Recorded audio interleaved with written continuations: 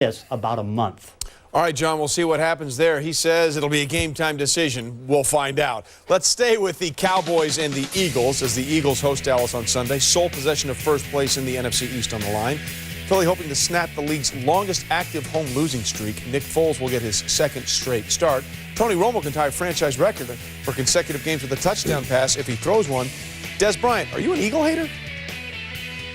Very emotional. You know, passion from both sides, and both sides want to win. And just being in a game like that, you know, makes you want to battle hard. You hate them already? Are you an Eagles hater already? No. I dislike every team that we come across. You know, I think that's the mentality you have to have. Whenever you have a divisional opponent, you understand that, you know, it's the natural hate or dislike for certain teams. I think anytime, you know, the teams in the division in general, you're always understanding how important the division games are. I think you're at the same time knowing that whenever they're playing, you're always rooting, you know, against them to win. So from that perspective, it's, you know, something you're just used to. Well, Tony Romo posted a total QBR of 94.1 out of 100 in his first career start in Philadelphia in 2007. Third highest road total QBR in any career start. But his performance has been inconsistent in that city since 2008, with a total QBR of under 20 in 2 of the 4 games. Romo's total QBR of 49.7 in Philly is his lowest on the road against any NFC East opponent.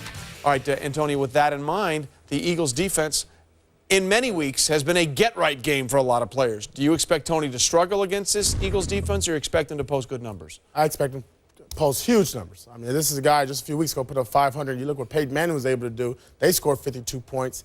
That defense, they play off. They let the receivers run up the field, not challenging the Philadelphia Eagles. But Tony Romo, they're getting this empty set. He's much comfortable this year as far as making completions. Here you go. You got a clean pocket, which every quarterback will love. But you see Romo step up in here, step into the throw. And if Trent Dilfer's here, you're talking about that's a dime. That would be a dime. And you got speed there with a young guy in Williams making plays for you. But here, this is the joystick, right? This is the video game. And I'm just going to watch the lines. It's kind of like your kid drawing on a piece of paper and you're trying. But the whole time, his eyes are down. That's awesome. His eyes are down the field, making completions. And this is what I'm talking about with the Eagles. Off coverage against the Broncos. Same thing I expect that they're going to do it against the Cowboys. And watch what happens. Big play. He's running and big play. So Des Bryant, that's why he's not a hater.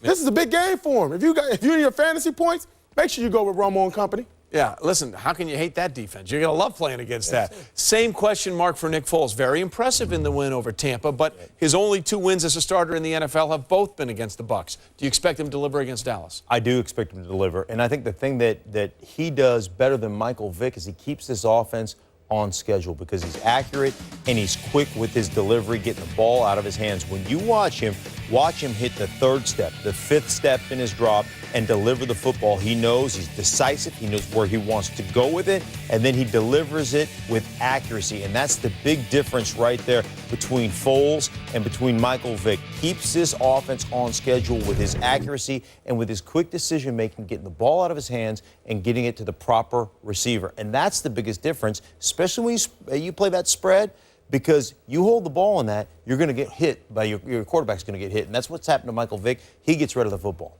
All right, so Sunday night, who goes to sleep leading the NFC East? Let's pick it. I'm going to go with the Dallas Cowboys, and I'm 100% with Antonio. Tony Romo's just been phenomenal. I mean, with the receivers he has and the way they've solidified that offensive line with Brian Waters, I think Tony Romo puts up a big day, big numbers. I'm with you, Mark. I'm going with Tony Romo. Taking care of the football, only 3 interceptions this year, 14 touchdowns, and the Eagles, 8 straight losses at home. Cowboys win. Cowboys 0-2 on the road. Eagles 0-2 so far this season, but as you said, 8 straight losses. Week 7 at home.